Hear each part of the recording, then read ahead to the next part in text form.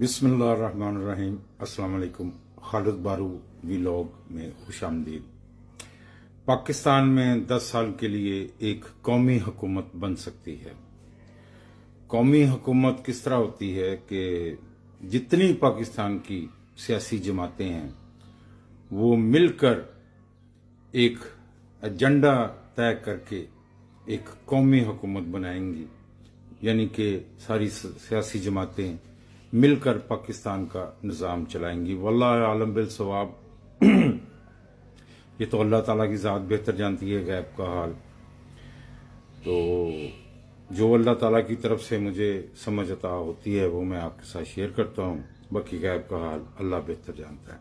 हुआ ये है कि बहुत दिनों से मुझे ये इस तरह का कोई लग रहा था प्रोग्राम, क्योंकि ये इलेक्शन की तारीख डाउटफुल, शक्को शुबात, तो फिर ये सोचना बनता है कि इसके पीछे क्या हो रहा है। तो कुछ थोड़ी सी बातें जो है ना वो सामने आई हैं।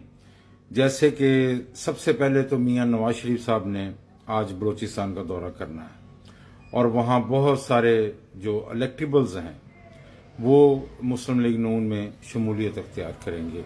ये एक नई डेवलपमेंट है मुस्लिम लीग नून के हवाले से कि जो इम्प्रेशन दिया जा रहा था कि सोलो फ्लाइट होगी और नून लीग जो है वो बगैर किसी इत्तेहाद के या बगैर किसी क्या कहना चाहिए इत्तेहाद और कोऑर्डिनेशन के इलेक्शन में जाएगी, लेकिन ऐसा नहीं है। अब जो खबरों में आ रहा है वो ये आ रहा है कि इन्होंने कोई सर्वे करवाया है अपने तवज्जुह से, अपने लोगों से। तो उसमें जो रिपोर्ट आई है वो बड़ी हैरानकुन है। वो रिपोर्ट ये है कि मियां नवाज शरीफ के आने के बाद मियां नवाज शरीफ साहब का जो ग्राफ है वो और गिर गया है। अब पहले कितना था, अब और गिर गया, तो फिर क्या रह गया होगा। तो बहरकैफ अब उन्होंने, क्योंकि मैदान में हैं तो उन्होंने कुछ ना कुछ तो करना है। तो उसके बाद एक फैसला किया गया कि मंशूर कमेटी को ये कहा गया कि सबसे पहले तो ये जो आजकल मीडिया के अंदर शोर पड़ा हुआ है कि मियां नवाज शरीफ साहब जी ये लाडला है और इसे लाए वज़ीर आज़म बनाने के लिए गया है, शोर क्या पड़ा हुआ है वो तो सबने देखा हुआ। तो वो उन्होंने को कहा गया है कि बयानिया तैयार किया जाए ऐसा जो इस मामले का तोड़ हो कि ये लाडला है या सारी सहूलतें इनको मिल रही हैं या वज़ीर आज़म बनाने के लिए इनको लाया गया, वो बयानिया तैयार हो रहा है। दूसरी तरफ जो स्ट्रेटजी नून लीग की नजर आती है वो ये है कि जो पहले नहीं थी, ये सर्वे और बहुत सारी चीजें देखने के बाद ये चीज सामने आई कि इलेक्टेबल्स को जो है ना वो शामिल किया जाए वोट बैंक अपना बढ़ाने के लिए। जहां जहां भी कोई ऐसे लोग हैं जो अपनी जात के अंदर एक पार्टी हैं और अपने हल्के में वो इतने मजबूत हैं कि चाहे वो किसी भी पार्टी में हो, चाहे वो आजाद ही क्यों ना हो, जीतना उन्होंने नहीं है। ये वो लोग हैं जो खानदानी सियासत करते हैं, जो नस्लों से सियासत करते आ रहे हैं, जिनके दादा बाप, अब वो फिर उनकी आगे औलाद जो है वो सियासत करेगी और हुक्मरानी करेगी अपने अपने इलाकों में। जैसे जनूबी पंजाब है वो तो पक्की सीटें हैं। इसी तरह से उन लोगों को शामिल किया जाएगा और वोट बैंक को बढ़ाया जाएगा।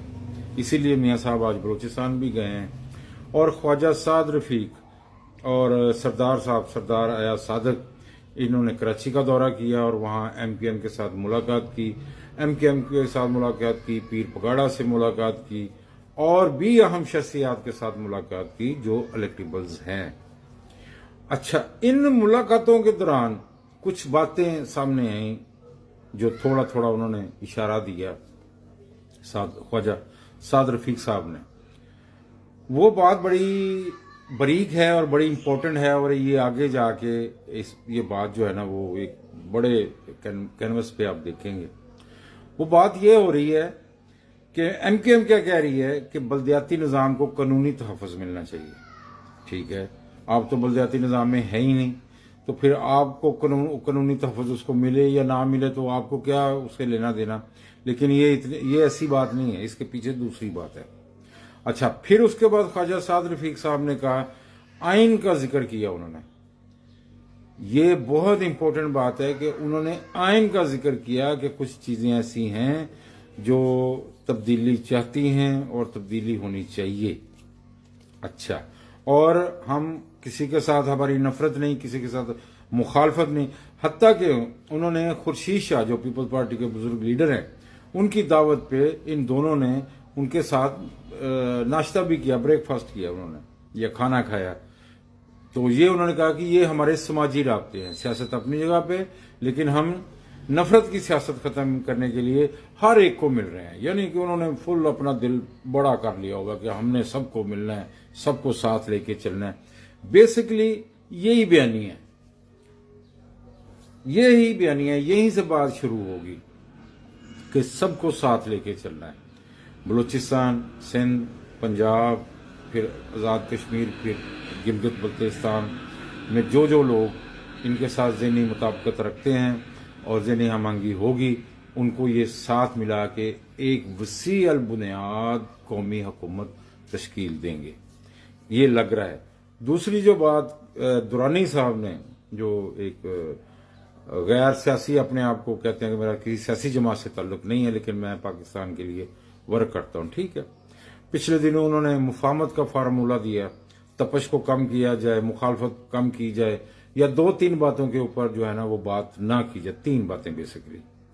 Number 1 Pakistan, number 2 Pakistan army, اور نمبر 3 پاکستانی آئین، ٹھیک ہے. اب درانی صاحب کیا فرما رہے ہیں؟ درانی صاحب، اب خواجہ سعد رفیق کی بات سن لی آپ نے، MKM کی بات سن لی، میاں صاحب کی موومنٹ دیکھ لی. اب درانی صاحب کیا کل فرما رہے ہیں؟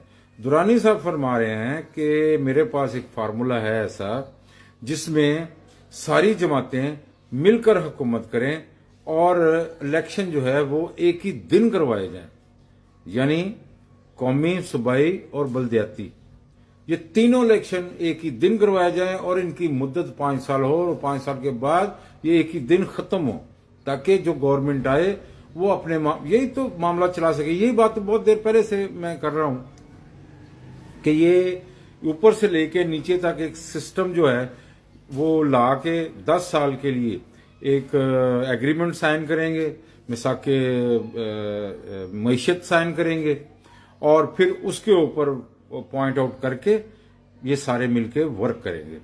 اب ہوا یہ ہے جناب کہ عمران خان صاحب کے ساتھ سیاسی اختلافات اور دوسرے معاملات اپنی جگہ کے اوپر، لیکن عمران خان صاحب نے جو نشاندہی جن چیزوں کی ہوئی ہے، اب انہوں نے ان چیزوں سے بچنا بھی ہے اور بچ کے آگے بڑھنا بھی ہے.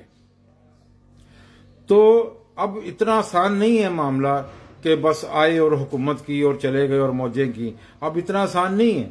وہ جو اثرات اس کے پڑے ہیں، عمران خان کی نشاندہی، خامیوں کی جو نشاندہی انہوں نے کی ہوئی ہے، تو اس کے جو اثرات پڑے ہیں، اب انہوں نے ان اثرات کو سمجھ لیا ہے کہ عوام بھی اس چیز کو قبول کر چکی ہے.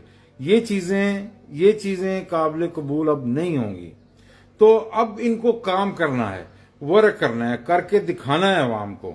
اگر یہ 10 سال لے رہے ہیں تو صرف اس لیے لے رہے ہیں کہ 10 سال تک ایک تو وہ عمران خان کے اثرات جو ہے وہ کم ہو جائیں گے، اور دوسرا ہم اتنی محنت اور سسٹم کو اتنے سب مل کے اتنا آگے لے کے جائیں گے کہ عوام کو ایک ریلیف ملے گا، ایک سکون ملے گا.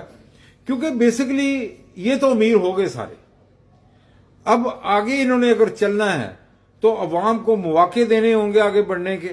عوام کو کیا کہنا چاہیے، سیلف میڈ ہونا ہوگا، اپنا آپ خود آگے بڑھانا ہوگا. لیکن وہ تبھی ممکن ہے کیونکہ ہم کوئی عوام نہیں کوئی قرضے مانگ رہی ان سے کہ قرضے دیں، میں شوگر مل لگاؤں اور اس کے بعد میرے قرضے معاف کر دیں. تو یہ سارے 85 سے پہلے آپ ان کی کسی کی بھی ہسٹری اٹھا کے دیکھ لیں، کوئی اتنے کروڑ پتی، ارب پتی، خرب پتی نہیں تھے. 85 میں زیال اپنی ان سب کے قرضے معاف کیے اور اس کے بعد ان کی لائنیں لگ گئیں. تو عوام ان سے یہ قرضے یہ نہیں مانگ رہی کہ ہمیں شوگر ملیں بنا کے دو. عوام صرف ان سے یہ کہہ رہی ہے کہ دنیا کے مقابلے میں ہمارے ہاتھ پاؤں کھولو، ہمیں میدان دو، ہمیں سسٹم دو، ہم خود ہی کر لیں گے. یار اب تو زمانہ بہت تیز ہے، حکومتوں کی امداد کی ضرورت نہیں ہے. یہ اس کے بغیر بھی سارے معاملات چل سکتے ہیں. یہ نیٹ جو ہے نا، یہ ورلڈ ان یور ہینڈ. سو یہ کوئی ایشو نہیں ہے. تو ان کو پتا ہے کہ ہمیں کارکردگی دکھانی ہے، نہیں تو 10 سال کے بعد بھی کیا ہوگا. جو آج 25 سال کا 10 سال کے بعد 35 سال کے ہو جائے گا. تو سوچ تو وہ ختم نہیں ہونے والی. آپ نے کوئی کارکردگی دکھائی